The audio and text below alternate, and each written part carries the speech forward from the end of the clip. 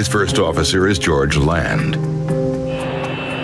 They're hauling freight across the country aboard a 30-year-old DC-8 cargo plane. Hi there. Is that the load plan? Just before they're finished up and loading the last couple of containers, they would give us a list of all the freight containers and how much it weighed and what position on the airplane it was.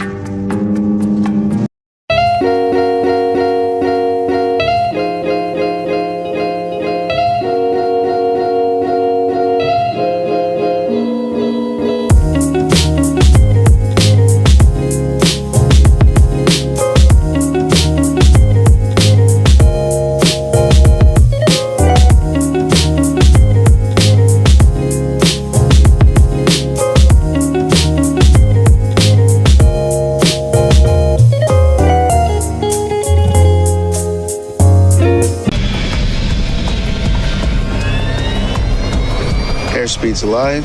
Alive here. 80 knots. 80 knots. Elevator checks. Just another routine takeoff. V1. Rotate. But as the nose wheel leaves the ground, the DC-8 pitches upward much more steeply than it should. Watch the tail. They recognize that they have an issue during the course of the airplane actually starting to rotate as it lifts off the runway. V2. Positive rate. The sudden takeoff is quickly followed by an uncommanded left bank. I got it. You got it? Yeah. This is anything but routine. We're going back. What the hell? The center of gravity's way out of limits. They need to return to the airport as quickly as possible. Emory 17 emergency. Emory 17, say again? When a pilot declares an emergency, that really cues an air traffic controller to know that this isn't just an abnormal situation, this is a critical situation. The ground proximity warning begins to sound. We're sinking. We're going down, guys. All right, all right. Okay, we're going back up. The DC-8 starts climbing again. Roll out, roll out. But the pilots are still struggling for control. Emory 17 extreme Balance problem. Emory 17, roger. The airplane started to go into these big perturbations, dive and then climb, dive and then climb. They push their control columns all the way forward in a desperate effort to level the plane. Power. More? Yeah. Captain Stables and his crew have managed to get their crippled plane to within sight of the runway. It was working very well. He made it almost all the way around to the backside of the airport. They knew if they could get back to the airport, there was going to be crash fire rescue that would have been able then to help them. They've now got less than a mile to go.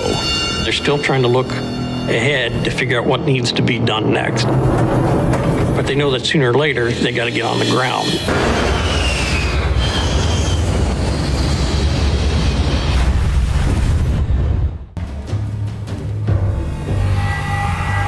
The FAA began tracking an aircraft in distress. The president was made aware of this situation this morning in a meeting with his economic advisors. Ben's in here. Experts at the National Transportation Safety Board are notified of the escalating emergency. Give me a map. Okay.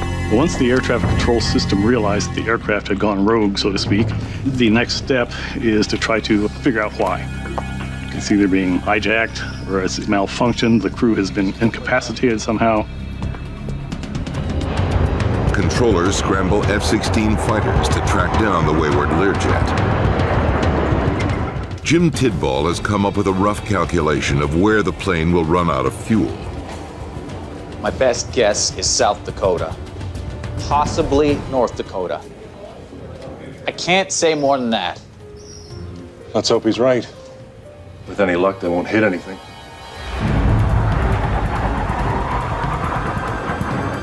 In the air, the F-16 pilots have caught up with the rogue plane.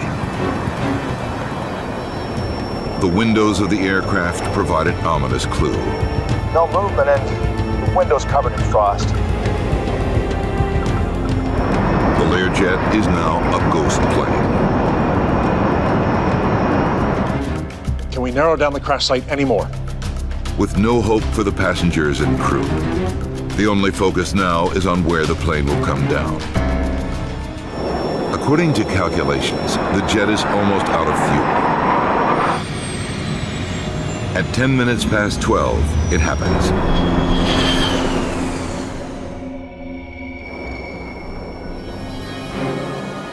The Learjet carrying Payne Stewart and 5 other people is falling from the sky. They're going down. They're going down. Where's it gonna hit? The F-16 attempts to follow, but the plane disappears into the clouds.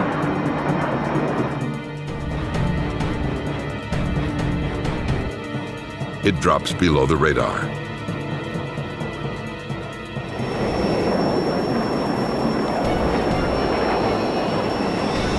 Center, I've got a crash site.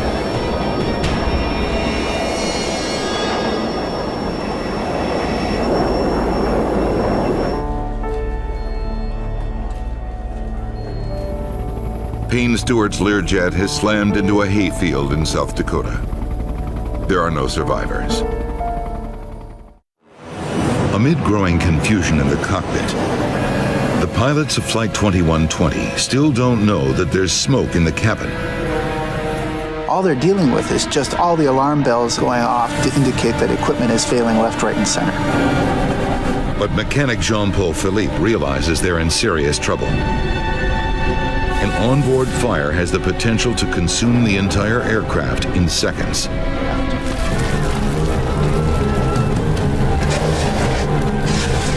So things are rapidly spinning out of control. Okay, let's get squared away and see what we've got here, please. In the cabin, it's becoming almost impossible to breathe. And Jeddah is still 11 miles away. You've lost all hydraulics. The odds on making it back to the airport are getting slimmer. Damn it! I've got no ailerons! Davidge can't steer the plane with no hydraulics. Okay, hang on, I've got it. Captain Allen struggles with his control column, but it too could fail at any moment. Let's get lined up before things get any worse. Okay, so we're at 2,000 feet now, declaring an emergency. We are having Flight control problems. Roger, I thought you were Southeast 738. Only now does the controller realize that the troubled aircraft is the Nation Air flight.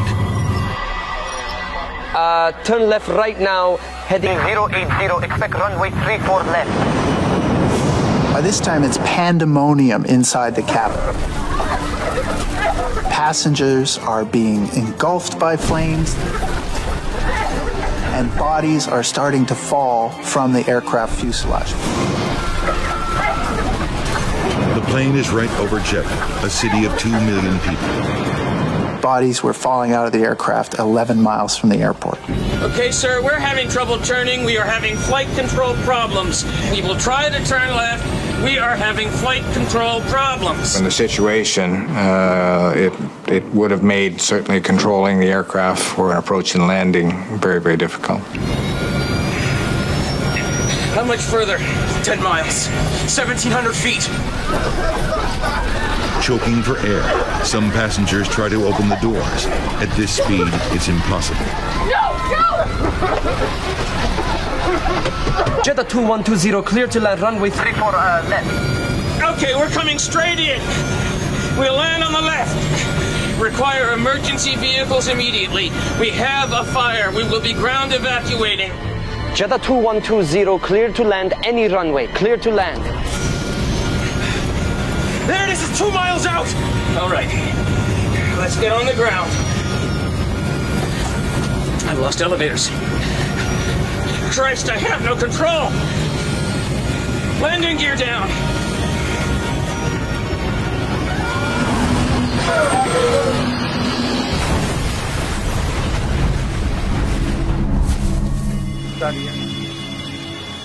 The fiery explosion and sudden impact with the ground has all but obliterated Flight 2120.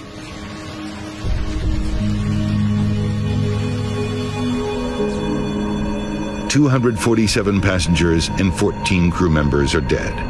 This is the worst accident ever for a Canadian airline, and the deadliest crash of a DC-8 in history." How much fuel have we used? Flight engineer Gilles Jardinot keeps a vigilant eye on fuel consumption. We've got 800 kilos. Concorde burns through it at an astonishing rate. In the short taxi to the runway, the plane's 4 engines have already used as much fuel as the average car uses in 6 months. Clear for takeoff. 4590, cleared for takeoff. 26 right. The tower controller today is Gilles Longelin. This day was the same as usual. I gave him the takeoff clearance.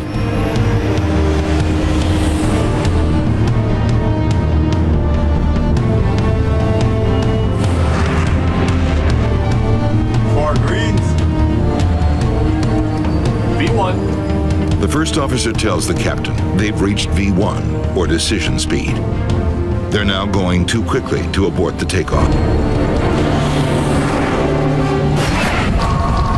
Watch out! Suddenly, the plane begins veering left. Stop! The flight engineer urges the captain to abort the takeoff, but it's too late to stop. Captain Marty lifts the supersonic jet into the air. Gilles Longelin realizes he's now watching a disaster.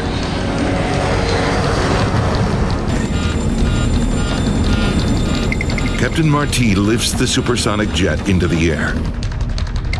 Gilles Longelin realizes he's now watching a disaster.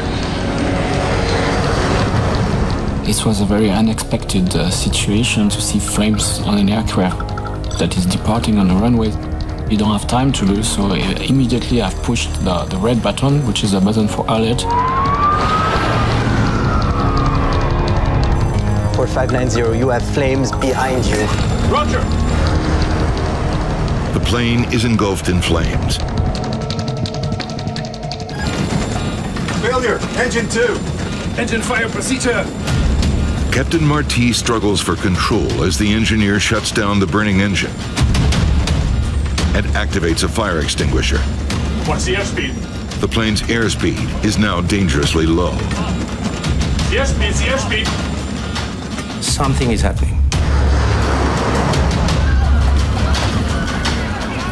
Something that is not covered by training. Something that in pilot... Fire that is rapidly consuming their plane. The supersonic marvel of modern aviation. No!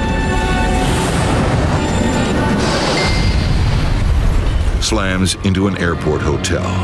Oh mon Dieu. I could see kind of big, like a big mushroom of smoke. I think until the very last moments I was thinking that something will save the situation.